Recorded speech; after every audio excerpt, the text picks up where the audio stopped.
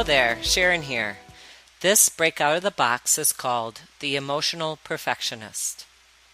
A dear friend of mine happens to have the Enneatype structure 4, the individualist.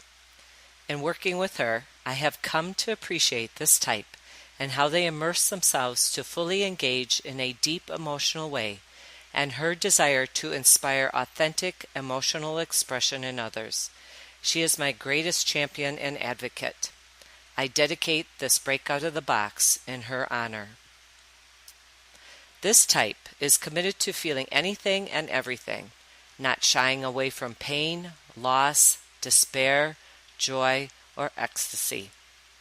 4 show what they feel, and it takes tons of courage to do so. 4s are natural individualists. They expose what is real, always on the lookout for love and searching for a deeper meaning to life. They can be a role model for others to express more openly through their example. In relationships, their hope is to captivate others, draw them in, and cause others to seek them out. They are motivated to avoid being seen as ordinary or average. 4s long to be recognized, appreciated, and adored for their beauty. They are deep, creative, and emotionally intense. My friend was committed to healing a pattern she identified as a predominant energy causing a lot of pain in her life, in her intimate relationships. As we worked through a recent breakup, she shared, "I've always had a propensity towards the bad boys. I believed I could convince them that I was a great person and that I was a great catch. I was willing to work with them to show them that I am the perfect person for them, and this could be my perfect relationship. The answer to all my dream, at last." The overarching reason I use the Enneagram is the accuracy as to how the type structure operates in everyday life. In communications, each type has their own unique vocabulary when describing their experiences, as you will see. These insights into one's blind spots and automatic responses can quantum leap a person's personal development work. The Enneagram shows what each type holds as beliefs in the subjective mind. I know of no other tool that does this so completely, in essence, creating a personal map one can immediately apply. The parental orientation of 4 has a lot to do with how an adult 4 shows up in relationships. The disconnect from their parents produces a longing for the good parent, the person who will see them as they truly are and validate the self they are trying to construct.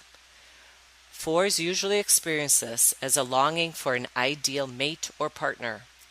They will often project this role onto new acquaintances, idealizing them and fantasizing about the wonderful life they will have together.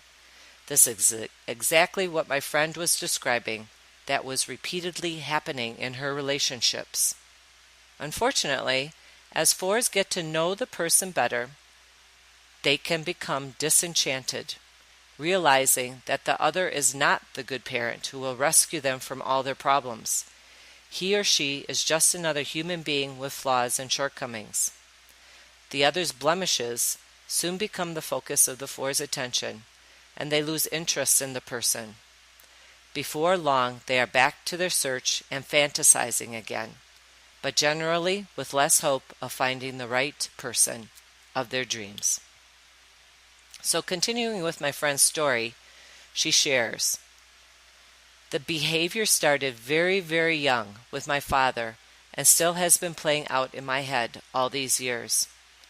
The entire time my father was alive, I continually tried to get him to see what a beautiful, caring, loving, bright daughter he had.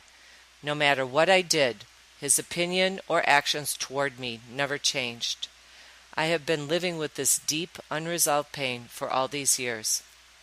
He was not able to give me his unconditional love or support during his life. He never saw or experienced the beautiful, wonderful little girl I was, with such bright, beautiful spirit." So what occurs for the 4 as they emerge from childhood? They do not identify with either their mother or their father. I am not like my mother. I am not like my father, they will vehemently claim. They felt that their parents did not see them as they actually were, or that what their parents conveyed to them was somehow irrelevant. My friend's work resulted in a major break in a prolonged, repeated pattern that showed up in all her intimate relationships. She powerfully expresses her insight and is now moving towards releasing a painful, limiting belief.